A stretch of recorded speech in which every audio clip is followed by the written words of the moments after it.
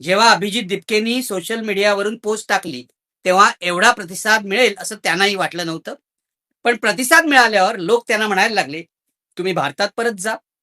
याचं कारण, भारतात प्रत्यक्ष मैदानात गेल्याशिवाय तुमचा कस लागणार नाही. तुम्ही कसल्या पोस्ट टाकून पाठिंबे मिळवता वगैरे वगैरे वगैरे.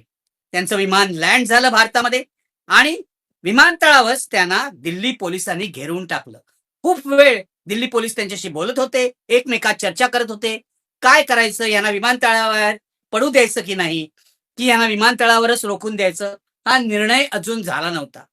मला बराच काळ विमानतळावर रोखून ठेवलं असं अभिजित दिपकेनी जाहीरपणे सांगितलेलं आहे आज जे तरुण जमले होते त्यांच्या पुढे. शेवटी मोदी सरकारला शहाणपण सुचलं, गृहमंत्री अमित शहाना शहाणपण सुचलं असं म्हणावं तर. याचं कारण अभिजित दिपकेना अटक करण्याचा गाढवपणा या सरकारने केला नाही. मी मागेही सांगितलं होतं, जेव्हा 2011 मध्ये अण्णा हजारेंचं आंदोलन झालं तेव्हा अण्णा हजारेंना सुरुवातीला दिल्लीत काहीही प्रतिसाद नव्हता. पण चिदंबरम गृहमंत्री होते आणि अण्णा हजारेंना अटक करण्यात आली आणि त्यानंतर आंदोलनाला मिळणारा प्रतिसाद प्रचंड वाढला. ती चूक मोदी सरकारने केली नाही.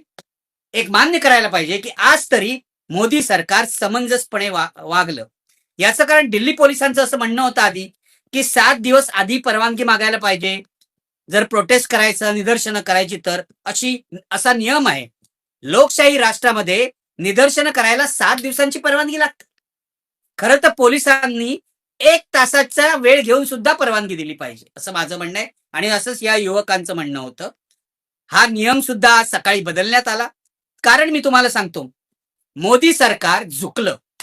काही काँग्रेसवाले म्हणतायत की मोदी आणि अभिजित दिपके यांच्यामध्ये संगनमत आहे वगैरे, पण त्याला काही अर्थ नाही. हा भंपकपणा आहे. या कारस्थानाच्या कथा काँग्रेसवाले कायम पेरतात, पसरवतात, त्याला काही अर्थ नाही. तशाच कथा भाजपवाले सुद्धा पसरवतात. गंमत म्हणजे आजच्या आंदोलनाच्या विरोधात हे दोघंही जण होते. एका बाजूला भाजपचा आयटी सेल आणि दुसऱ्या बाजूला काँग्रेसचे सोशल मीडियावरचे समर्थक. असो, तर मोदी सरकारने शहाणपणा केला, चतुरपणा दाखवला असं मी म्हणतो. एका दृष्टीने मोदी सरकार तरुणांच्या रोषापुढे झुकलं, कारण त्यांनी 7 दिवस आधी परवानगी घेतलेली नसताना सुद्धा परवानगी दिली निदर्शनं करण्याची. मग निदर्शनं सुरू झाली. साधारण 11च्या सुमाराला अभिजित दिपके हे जंतर मंतरवर आले. जंतर मंतर मी कालही सांगितलं होतं, ही डेझिग्नेटेड प्रोटेस्ट साईट आहे दिल्लीतली. अनेक आंदोलनं इथे झालेली आहेत, आपल्याला माहिती आहे पूर्वीपासून. त्यामुळे तिथे आले. सुरू काय झालं आधी बघा. गर्दी नाही, गर्दी नाही, कुठे गेले तरुण, असे प्रश्न विचारायला सुरुवात झाली. आणि हे प्रश्न कोण विचारत होते? एक भाजपच्या आयटी सेलमधले लोक, भाजपचे समर्थक किंवा काँग्रेसचे समर्थक. मी तुम्हाला नावं घेऊन सांगतो. स्वाती चतुर्वेदी नावाच्या एक पत्रकार आहेत. खरं तर एरवी त्या बऱ्या असतात, पण काँग्रेसवर टीका झाली की त्यांचं काय होतं मला माहित नाही. आज त्यांनी सकाळी फोटो, माफ करा, व्हिडिओ सोशल मीडियावर टाकायला सुरुवात केली की बघा जंतर मंतरला काही गर्दी नाहीये वगैरे वगैरे. 11 वाजल्यानंतर जंतर मंतरला प्रचंड गर्दी झाली, वस्तुस्थिती आहे. तुम्ही माझ्या सोशल मीडिया अकाउंटवर जाऊन पहा, फेसबुकवर जाऊन पहा, ट्विटरवर जाऊन पहा, इंस्टाग्रामवर जाऊन पहा. गर्दीची अनेक छायाचित्र तुम्हाला दिसते. तुम्हाला वाटेल निखिल बागळे आज एवढे का फोटो टाकतोय, एवढे का व्हिडिओ टाकतोय. याचं कारण असं की कालच मी ट्विटरवरून तुम्हाला सांगितलं होतं की हे आंदोलन दडपा असा आदेश, अनधिकृत आदेश हा सरकारकडून गोदी मीडियाला मिळाला होता. आंदोलनाला फारसं कव्हरेज देऊ नका, आंदोलनात गडबड झाली तर मात्र कव्हरेज द्या, असे आदेश होते, असे निर्देश होते. मी जास्तीत जास्त फोटो अशासाठी टाकले की आंदोलन प्रभावी झालं हे गोदी मीडिया लपवत होतं. आज त्यांच्या दृष्टीने अभिजित दिपके काय बोलले ही ब्रेकिंग न्यूज नव्हती. काहीतरी किरकोळ, एरवी पाऊस पडला तरी ब्रेकिंग न्यूज करतात, मोदींना शिंका आली तरी ब्रेकिंग न्यूज करतात, मोदींनी पाणी प्या सांगितलं तरी ब्रेकिंग न्यूज करतात. पण आज कॉक्रोच जनता पार्टीचं आंदोलन ही त्यांच्या दृष्टीने ब्रेकिंग न्यूज नव्हती. असो, मला काय आश्चर्य वाटलं नाही, कारण गोदी मीडिया हा भारतीय पत्रकारितेतल्या इतिहासातला सगळ्यात लाचार मीडिया आहे. यांच्याकडून माझी कोणतीच अपेक्षा नाही. तुम्ही आज जर बघितलं असेल, आजच्या आंदोलनामध्ये एक तर प्रचंड गर्दी झाली.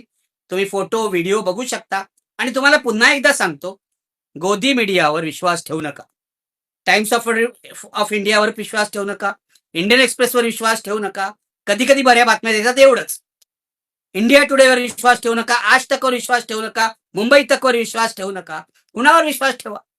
जे इंडिपेंडंट पत्रकार आहेत, जे स्वतंत्र पत्रकार आहेत, उदाहरणार्थ मी तुम्हाला सांगतो, रेड माईक नावाचा एक युट्यूब चॅनल आहे. सौरभ शुक्ला पूर्वी एनडीटीव्हीत होते, त्यांनी ते चालवलेलं आहे. अलीकडेच ते इराणला सुद्धा जाऊन आले.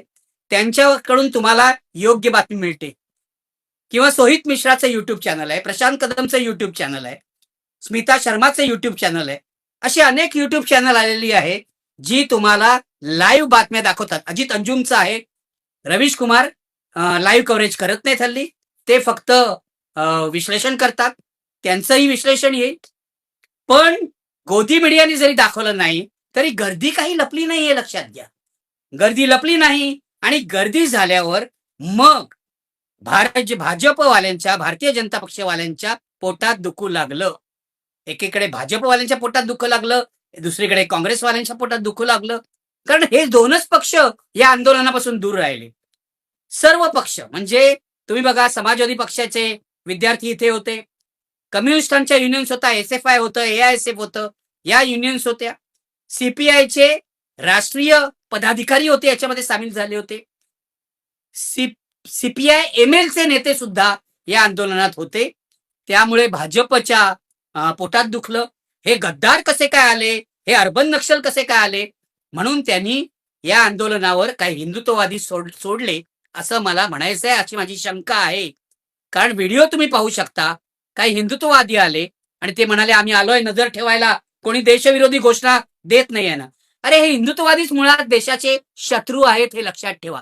देशाचे दुश्मन असं पुस्तक पूर्वी लिहिलं होतं ब्राह्मण विरोधी चळवळीमध्ये जवळकरांनी. तर हे हिंदुत्ववादीच देशाचे दुश्मन आहेत. तर हे देशाचे दुश्मन आले आणि तिथल्या तरुणांनी, जे तरुण जमले होते, धर्मेंद्र प्रधान शिक्षण मंत्री यांचा राजीनामा मागण्यासाठी, त्यांनी त्यांना पळवून लावलं, अक्षरशः पळवून लावलं. काही कम्युनिस्ट पक्षाच्या तरुण कार्यकर्त्यांवर हल्ला करण्याचा प्रयत्न केला. ते सुद्धा संघाचे कार्यकर्ते होते असा आरोप कम्युनिस्ट पक्षाच्या नेत्यांनी केलेला आहे. त्यांना सुद्धा पळवून लावण्यात आलं. म्हणजे हे आंदोलन जे आहे कॉक्रोच जनता पार्टीचं, ते मोडण्यासाठी लोक तिथे आले होते. त्याचा व्हिडिओ उपलब्ध होता. हे मी काल म्हटलं होतं, काही लोक गोंधळ घालण्याचा प्रयत्न करतील, हिंसा पसरवण्याचा प्रयत्न करतील. पण आज या तरुण मुलांनी हे काहीही घडू दिलं नाही. अतिशय शांततापूर्ण असं आंदोलन झालं. सकाळी अभिजित दिपके जेव्हा विमानातून उतरले, विमानतळावरून बाहेर आले, तेव्हा त्यांच्या हातात बाबासाहेब आंबेडकरांचं आत्मचरित्र होतं, ऑटोबायोग्राफी होती, आणि ती दाखवत ते बाहेर आले. दिवसभर बाबासाहेबांनी सांगितलेल्या मार्गाचा वापर या तरुण मुलांनी केला. माझ्या मते आंदोलनाचं हे मोठं यश आहे. गर्दी तर जमलीच, गर्दीने जोरदार घोषणाही दिल्या, पण आंदोलनाचं सगळ्यात मोठं यश हे आहे की आंदोलन मोडण्यासाठी इथे धर्मांध लोक आले तरी तरुणांनी आपली माथी भडकू दिली नाहीत. शांतपणे दिवसभर आंदोलन केलं. एवढा उन्हाळा आहे, दिल्लीमध्ये प्रचंड उष्णता आहे, तरी सुद्धा हे आंदोलन यशस्वी झालं. आणि एक लक्षात घ्या, या आंदोलनामध्ये फक्त दिल्लीतले लोक नव्हते, वेगवेगळ्या राज्यातून तरुण मंडळी उत्स्फूर्तपणे सहभागी झाली होती. तेव्हा काही लोक जे म्हणतात हे अण्णा आंदोलन आहे, हे आणखीन कोणाच्या आंदोलनासारखं आहे, असं काही नाही. हे अभिजित दिपकेंपासून सुरू झालेलं आंदोलन आहे. अजून तरी या आंदोलनाला कोणी नेता मिळालेला नाही. अभिजित दिपकेंना फार तर आपण कॉक्रोच जनता पार्टीचे संस्थापक म्हणू शकतो. पण तरुणांनी हे सिद्ध केलं की आता ते थांबणार नाहीत. आज दिवसभराच्या आंदोलनाने काय झालं, त्यांनी आपला राग सरकार विरोधी आहे हे स्पष्टपणे सांगितलं. शिक्षण मंत्र्यांचा राजीनामा मागितला. शिक्षण मंत्र्यांचा राजीनामा ताबडतोबीने होईल असं मलाही वाटलं नव्हतं, तुम्हालाही वाटलं नव्हतं. सगळ्यांना माहिती आहे नरेंद्र मोदी हे अत्यंत निबर कातडीचे आहेत. गेंड्याच्या कातडीचे हा शब्द मी वापरत नाही, कारण मला उगाच गेंड्यावर अन्याय करायचा नाही. अत्यंत निबर कातडीचे आहेत आणि ते अशा प्रकारे आपल्या मंत्र्याचा राजीनामा घेणार नाहीत. आज तरी घेणार नाहीत आंदोलनाच्या दिवशी, अशी अपेक्षाच होती, ती पूर्ण झाली. आता आंदोलन संध्याकाळी संपवताना अभिजित दिपके यांनी सांगितलेलं आहे, आज संध्याकाळी 5 वाजेपर्यंत जर मंत्र्याचा राजीनामा मिळाला नाही तर आणखीन आम्ही तुम्हाला 7 दिवसांची मुदत देतो, नाहीतर 7 दिवसानंतर हे आंदोलन देशव्यापी होईल. देशातल्या प्रत्येक राज्यात हे आंदोलन केलं जाईल असं त्यांनी सांगितलेलं आहे. माझ्या मते हे स्वागतार्ह आहे. याचं कारण केंद्र सरकारने जी लबाडी केलेली आहे परीक्षेच्या बाबतीत, वेगवेगळ्या परीक्षांच्या बाबतीत जे घोळ घातलेले आहेत, हे निव्वळ अक्षम्य आहे. अनेक तरुणांनी आत्महत्या केलेल्या आहेत. अनेकांची नावं 7, 8, 10 तरुणांची नावं आत्महत्या केलेल्या तिथे वाचून दाखवण्यात आली. त्यावेळेला प्रचंड टाळ्यांचा कडकडाट झाला आणि चीड व्यक्त केली अनेकांनी. अगदी त्रिपुरातून सुद्धा तरुण मुली इथे आलेल्या होत्या. हे लक्षात घ्या. इतकं उत्स्फूर्त हे आंदोलन आहे. जे आंदोलन, या आंदोलनामध्ये कारस्थान शोधतात ना, हे अमेरिकेने पाठिंबा दिलेलं आंदोलन आहे बाबा. हे काँग्रेसने पाठिंबा दिलेलं आंदोलन आहे. हे भाजपने पाठिंबा दिलेलं आंदोलन आहे. हे आपने पाठिंबा दिलेलं आंदोलन आहे. काय म्हणतात ना, हत्ती आणि 7 आंधळे अशी या लोकांची अवस्था आहे. माझी हात जोडून विनंती आहे या सगळ्या दुड्ढाचार्यच आहेत हे, की प्रत्येक पिढीची भाषा आंदोलनांची वेगळी असते. तिची शैली वेगळी असते. तिचं तंत्र वेगळं असतं. ते समजून घेण्याचा प्रयत्न करा. आम्ही 1947 साली, आम्ही 1945 साली, आम्ही 1977 साली असं केलं म्हणून या तरुणांनी असं करावं, हे नाही होणार आता. ही तरुण पिढी तुमच्यापेक्षा जास्त उच्च शिक्षित आहे. मोदी सरकारमधल्या मंत्र्यांपेक्षा आणि मोदींपेक्षा सुद्धा उच्च शिक्षित आहे. तिला स्वतःचा मार्ग शोधता येतो. ती सोशल मीडिया वापरणार, त्यांच्या हातामध्ये मोबाईल नावाचं शस्त्र आहे, ते वापरणार आणि पुढे जाणार. या आंदोलनामध्ये जे लोक सामील झाले, म्हणजे मी मगाशी सांगितलं, कम्युनिस्ट पार्टीचे लोक सामील झाले, अगदी MLचे लोक सामील झाले, शिवसेना उद्धव ठाकरेंची आणि मनसे यांनी सुद्धा पाठिंबा दिला. समाजवादी पक्षाच्या विद्यार्थी संघटनेचे लोकही यात सामील होते. भाजप आणि काँग्रेस सोडून सगळे सामील होते. आता मला आज काही लोकांनी प्रश्न विचारला, NSUI एवढं आंदोलन करते. माझा प्रश्न त्यांना असा आहे, या आंदोलनाला गोदी मीडियानी का कव्हरेज दिलं नाही, हे तुम्ही गोदी मीडियाला विचारा. लोकांचा याला पाठिंबा का नाही, लोकभावना या आंदोलनासोबत का नाही, याचं उत्तर मी तुम्हाला देतो. याचं कारण अजून काँग्रेस आणि NSUI बाबत लोकांना खात्री वाटत नाही, विश्वासार्हता नाही. NSUIचा इतिहास तर गुंडगिरीचा आहे, बदमाशीचा आहे. अगदी मी तुम्हाला संजय गांधीच्या काळापासून सगळा इतिहास सांगू शकतो. त्यामुळे देशातल्या लोकांना, देशातल्या युवकांना NSUI खरोखरच युवकांचं भलं करू इच्छिते यावर विश्वास नाही. तेव्हा का पाठिंबा मिळाला नाही लोकांचा, हे कारण आहे. गोदी मीडियाने कव्हरेज का नाही केलं, कारण तसा त्यांना आदेश होता मोदींचा, हे त्याचं कारण आहे. आता मुद्दा असा आहे, मला असं वाटत होतं की आज जर इथे जंतर मंतरवर राहुल गांधी स्वतःहून आले असते तर त्यांचं गुडविल वाढलं असतं. तरुणांना वाटलं असतं की देशातला विरोधी पक्ष नेता आपल्याला पाठिंबा द्यायला आलेला आहे. आणि या कॉक्रोच जनता पार्टीचे जे प्रवक्ते आहेत त्यांनी आधीच सांगितलं होतं की सर्व पक्षाचे लोक झेंडे बाजूला ठेवून यामध्ये सहभागी होऊ शकतात. का नाही आले राहुल गांधी? माझं असं मत आहे, राहुल गांधी आणि काँग्रेसने आज एक मोठी संधी गमावली. कम्युनिस्टांना बरोबर कळतं जन आंदोलन कुठे आहे आणि कुठे जायचं, हे बरोबर कळतं. जसं अण्णांच्या आंदोलनाच्या वेळेला भाजपला बरोबर कळलं होतं की हे आंदोलन देशामध्ये सत्ता परिवर्तन घडवू शकतं, त्यामुळे भाजपने त्याचा फायदा उठवला. काँग्रेसलाही हे आज करता आलं असतं किंवा याही पुढे काँग्रेस करू शकतं. पण असं आहे, काँग्रेसला शहाणपण सुचायला वेळ लागतो. त्यामुळे त्यांचे नेते आज तिथे आले नाहीत असं मी मानतो. मी मगाशी म्हटल्याप्रमाणे आज इथे धर्मेंद्र प्रधान यांचा राजीनामा जसा मागितला गेला, तर तशा दुसऱ्या घोषणा होत्या की गोदी मीडिया हाय हाय, गोदी मीडिया मुर्दाबाद. एका मराठी अँकरला तर या मुलांनी अशी सणसणीत उत्तर दिली की या अँकरची पळताभुई थोडी झाली. म्हणजे अंजना ओम काश्यपच्या आविर्भावात ही अँकर प्रश्न विचारत होती, तरुणांनी बरोबर तडाखे दिले, हे लक्षात घ्या. तेव्हा कृपया गोदी मीडियाने लक्षात घ्या, तुमच्याविषयी चीड आहे तरुणांमध्ये, तुमच्या विषयी देशामध्ये चीड आहे. कारण गेली 12 वर्ष मोदी सरकारने ज्या गडबडी केल्या आहेत त्या गडबडी झाकायचं काम तुम्ही केलेलं आहे. एखादं राजदीप सरदेसाई बोलत असेल पण तो अपवाद असतो, हे लक्षात घ्या. त्या राजदीपवर सुद्धा तुम्ही कारवाई केलीत इंडिया टुडेनी. तेव्हा जर एखाद्या गोदी मीडियाच्या अँकरला तरुणांनी तिथून हुसकावून लावलं असेल तर मला त्यात काही आश्चर्य वाटत नाही. हा जसा सरकारला इशारा आहे तसा मीडिया कर्मींना सुद्धा इशारा आहे, पत्रकारांना सुद्धा इशारा आहे, हे लक्षात घ्या. जनतेच्या व्यथा, जनतेची आंदोलनं याबरोबर तुम्ही राहणार नसाल. केवळ आपली नोकरी टिकवण्यासाठी आपल्या मालकाची चमचेगिरी करणार असाल, जो मालक आधीच विकला गेलेला आहे सत्ताधाऱ्यांना, तर त्यात काही अर्थ नाही. आता या आंदोलनाचं भविष्य काय, हा प्रश्न मला लोक विचारतील. आधी त्यांना बदनाम करून झालेला आहे, गर्दी जमलेली आहे, सगळं खोटं ठरलं, तरी भवितव्य काय, पुढे काय करणार आहेत? आणि वागळे सांगा.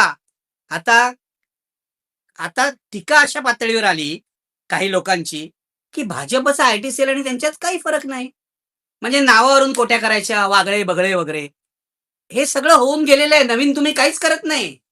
हे गेल्या 10-20 वर्षात होऊन गेलेलं आहे. जेव्हा तुमच्याकडे मुद्दा उरत नाही ना, तेव्हा तुम्ही वैयक्तिक चिखलफेकीवर येता. याचा माझ्यावर काहीही परिणाम होणार नाही, हे लक्षात ठेवा. सगळ्या प्रकारच्या अग्निपरीक्षातून मी गेलेलो आहे. माझं जे मत आहे ते मी ठामपणे मांडतो. त्या मताशी 100% सहमत व्हा, असं मला अजिबात म्हणणं नाही. माझं कधीच म्हणणं नसतं. तुम्ही बोला, सभ्यपणे बोला. तर्काचा युक्तिवाद तर्काने करा. असो, तो मुद्दा सोडा, कारण तरुणांचं आंदोलन आहे, त्याला बदनाम करायचा प्रयत्न झाला म्हणून एवढं बोललो. पुढची दिशा काय? अभिजित दिपकेने जे सांगितलं, की हे आंदोलन जर राजीनामा नाही झाला शिक्षण मंत्र्याचा, तर देशव्यापी स्वरूप घेईल. माझं मत असं आहे, की आता अभिजित दिपकेनी जर भारतात आलेले आहेत आणि भारतातच थांबणार आहेत, तर कॉक्रोच जनता पार्टीच्या संघटनाला प्राधान्य दिलं पाहिजे. अण्णांचं आंदोलन झालं, अण्णांच्या आंदोलनात सुद्धा संघटन नव्हतं, देशव्यापी संघटन तर अजिबात नव्हतं. जे लोक आले दिल्लीमध्ये रामलीला मैदानावर, ते उत्स्फूर्तपणे आले, सदिच्छेने आले, देशाचं भलं व्हावं या इच्छेने आले. मला एकच सांगायचं आहे, की अण्णांच्या आंदोलनाशी या आंदोलनाची तुलना करू नका कृपया. आज तिथे सोनम वांगचुकने भाषण केलं आणि त्याला खूप टाळ्या पडल्या. सोनम वांगचुकनी पांढरं वस्त्र या लोकांना, मुलांना देऊन शांततेचा संदेश दिला आणि ते पहिल्यापासून सांगतायत की हे आंदोलन शांततेनेच व्हायला पाहिजे. तर मी तुमच्या समोर आहे. सोनम वांगचुकनी या मुलांना योग्य दिशा दिलेली आहे. परीक्षेच्या घोटाळ्यापर्यंत फक्त थांबून चालणार नाही.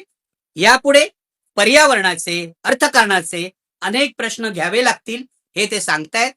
आणि तुम्हाला सांगतो, या कॉक्रोच जनता पक्षाचे जे हितचिंतक आहेत, त्यांनी आता आर्थिक कार्यक्रम सुद्धा तयार करायला सुरुवात केलेली आहे. माझं इतकंच म्हणणं आहे, की या मुलांना संधी द्या. ही मुले यशस्वी होतात, सरकार घालवतात, मंत्र्यांचा राजीनामा घेतात, काय करतात आपल्याला काही माहित नाहीये. आजचा पहिला कार्यक्रम 100% यशस्वी झालाय, हे माझा शब्द आहे. बघा तुम्ही फोटो आणि तुम्ही निर्णय घ्या. जंतर मंतरवर आजपर्यंत झालेली आंदोलनं ज्यांनी ज्यांनी पाहिली, त्या तुलनेमध्ये हे आंदोलन यशस्वी होतं की नाही हे सांगा. माझ्या मते ते 100% यशस्वी होतं, उत्स्फूर्त होतं. आंदोलन मोडायचा प्रयत्न झाला तरी ते मोडलं गेलं नाही, हे त्याचं मोठं यश आहे. आता संघटन बांधायला पाहिजे, मी मगाशी म्हटल्याप्रमाणे प्रत्येक राज्यामध्ये. आणि जेव्हा तुम्ही राजकीय पक्षाच्या बाहेर राहून संघटन बांधता, तेव्हा तुम्हाला सावध राहावं लागतं. अनेक प्रकारचे लोक यात घुसू शकतात. काही लोकांनी सांगितलं, निखिल वागळे, विश्वंभर चौधरी, असीम सरोदे, अंजली दमानिया यांना घुसू देऊ नका. मला एकच सांगायचं आहे, जे मी अभिजित दिपकेना पहिल्या दिवशी बोलताना सांगितलं, की निखिल वागळेचा या आंदोलनात जाण्याचा अजिबात प्रयत्न नाही, इच्छा नाही. याचं कारण हे तरुणांचं आंदोलन आहे. एक ज्येष्ठ नागरिक म्हणून यांना 100% पाठिंबा मी देईन, कारण ते सरकार विरुद्ध आवाज उठवत आहेत आणि तो महत्वाचा आहे. मला असं वाटतं ते भ्रष्ट व्यवस्थेविरुद्ध आवाज उठवत आहेत. पण उद्या जेव्हा संघटन बांधायला घेतील, तेव्हा यांना सावधगिरी ही बाळगावी लागेल, की अनेक तऱ्हेचे लोक, बदमाश लोक सुद्धा यात घुसू शकतात. पुन्हा असं आहे, राजकीय पक्ष यांच्याकडे संशयाने पाहतील की हे काय करतायत. जसं अण्णांच्या आंदोलनातून अरविंद केजरीवाल यांचा आम आदमी पक्ष निर्माण झाला, त्यात काही गैर होतं असं मला वाटत नाही. काँग्रेसचा राग अशासाठी आहे की अरविंद केजरीवाल यांनी काँग्रेसचा पराभव केला दिल्लीमध्ये आणि पंजाबमध्येही पराभव केला.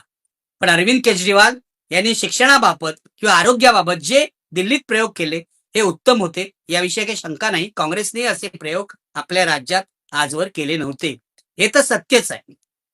मुद्दा असा आहे की कॉक्रोच जनता पार्टीने राजकीय पक्षांशी स्पर्धा करायचं काहीच कारण नाही. जो सरकार विरोधात आपल्या बरोबर येईल आणि शांततेने मार्गक्रमण करेल तो आपला असं त्यांनी मानलं पाहिजे. हे मोठं काम आहे. म्हणून त्यांना सजग जे नागरिक आहेत आपल्यासारखे त्यांनी पाठिंबा दिला पाहिजे. या तरुण पोरांच्या पाठीशी उभे राहा. ही तरुण पोरं प्रामाणिक आहेत. यांच्या हातून चुका घडतील का? हो, घडतील. यांच्या आंदोलनात फूट पाडण्याचा प्रयत्न होईल का? होईल. त्या सगळ्या अग्निपरीक्षेतून हे कसे टिकतात हे आता आपल्याला बघावं लागेल. माझ्या शुभेच्छा आहेत अभिजित दिपके आणि त्यांच्या सहकाऱ्यांसाठी. याचं कारण खूप वर्षांनी इतकं उत्स्फूर्त आंदोलन आज मी रामलीला मैदानावर पाहिलेलं आहे. राजकीय पक्षाची आंदोलनं होतात, पण ती मोजून मापून असतात. अगदी पोलिसांशी संघर्ष करायची वेळ आली तरी सुद्धा आपली कातडी कशी बचावली जाईल हे पाहून तो संघर्ष केला जातो. म्हणूनच लोकांना त्याबद्दल विश्वास नाही, हे लक्षात घ्या. एवढी महागाई वाढली, दिसले का विरोधी पक्ष तुम्हाला रस्त्यावर उतरलेले? पेट्रोल डिझेलच्या किमती वाढल्या, केलं का विरोधी पक्षांनी घणाघाती आंदोलन? मला तर कुठे दिसत नाही. आणि म्हणूनच जनतेला विरोधी पक्षांबद्दल सुद्धा विश्वास नाही. जसा सरकारबद्दल विश्वास नाही तसा विरोधकांबद्दल सुद्धा विश्वास नाही. विधान परिषदेत जाण्यासाठी करोडो रुपयांचा व्यवहार होतो. जनतेच्या प्रश्नाशी काही यांचं देणं घेणं नाही असं आता लोकांना वाटतंय. म्हणून कॉक्रोच जनता पार्टी या तरुणांच्या आंदोलनाबद्दल एक नवी आशा निर्माण झालेली आहे. मी सुरुवातीला सांगितलं होतं वेट अँड वॉच हे माझं धोरण आहे. बघूया यांचं काय होतंय.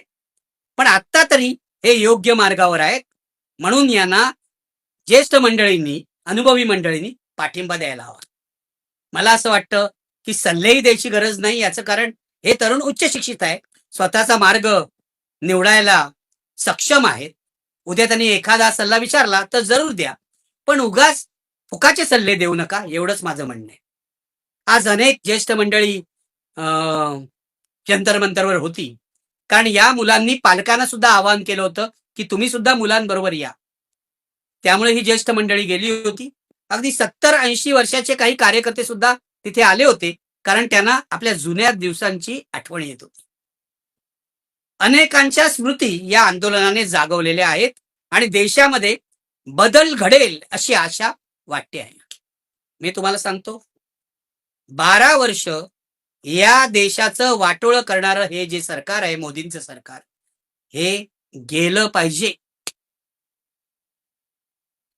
तो अल्टिमेट हेतू असला पाहिजे. तो निर्णायक हेतू असला पाहिजे कुठच्याही आंदोलनाचा. एका बाजूला कॉक्रोच जनता पार्टीचं आंदोलन होईल, दुसऱ्या बाजूला विरोधी पक्षांना जर वाटत असेल की लोकांनी आपल्यावर विश्वास ठेवावा तर त्यांनाही मैदानात उतरावं लागेल. हे सरकार जायला पाहिजे, नालायक शिक्षण मंत्री जायला पाहिजेत आणि जे कोणी नादान आहेत, ज्यांनी जनतेची फसवणूक केली आहे, ते सगळे लोक जायला पाहिजेत. भ्रष्ट व्यवस्थेवर, भ्रष्ट सरकारवर आघात झाला पाहिजे, एवढीच आपली अपेक्षा आहे. म्हणून आज या कॉक्रोच जनता पार्टीचं आंदोलन जे पहिलं झालं ते यशस्वी झालं असं म्हणूया आणि यांना पुढच्या वाटचालीसाठी शुभेच्छा देऊया. दोस्तो हो, हे होते आपल्या सगळ्यांचे लाडके पत्रकार निखिल वागळे साहेब. त्यांचं विश्लेषण म्हणजे जबरदस्त जबरदस्त. संपूर्ण महाराष्ट्रामध्ये नाही तर संपूर्ण देशामध्ये त्यांच्या विश्लेषणाला तोड नाही नाही नाही. अशा निखिल वागळे यांचं विश्लेषण ऐकणं म्हणजे एक वेगळीच पर्वणी असते. ऐकतच राहावं ऐकतच राहावं ऐकतच राहावं असं त्यांचं भाषण असतं आणि त्यामुळे तुम्ही सुद्धा ते ऐकलं पाहिजे, प्रत्येक वेळी ऐकलं पाहिजे, परत परत ऐकलं पाहिजे. यासाठी आम्ही हा त्यांचा व्हिडिओ, त्यांचा ऑडिओ टाकलेला आहे. आपलं मत नक्की कळवा.